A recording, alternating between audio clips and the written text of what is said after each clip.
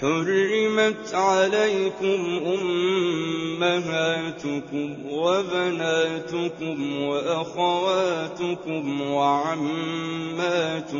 وخالاتكم وبنات الأخ وبنات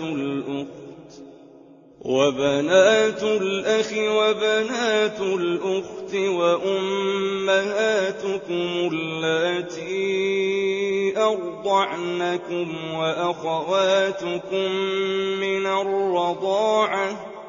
وأمهات نسائكم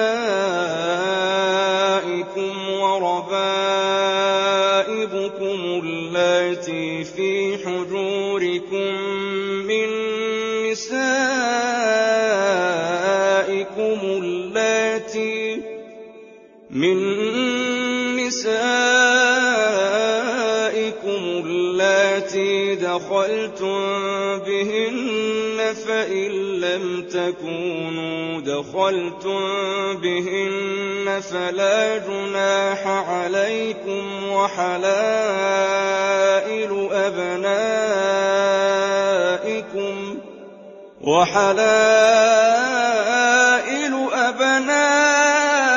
أبنائكم الذين من أصلابكم وأن تجمعوا بين الأختين إلا ما قد سلف إن الله كان غفورا رحيما.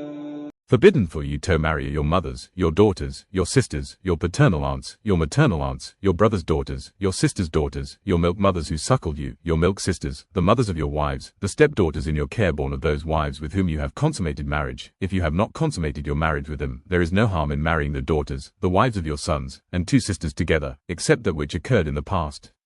Indeed, Allah is most forgiving, most merciful.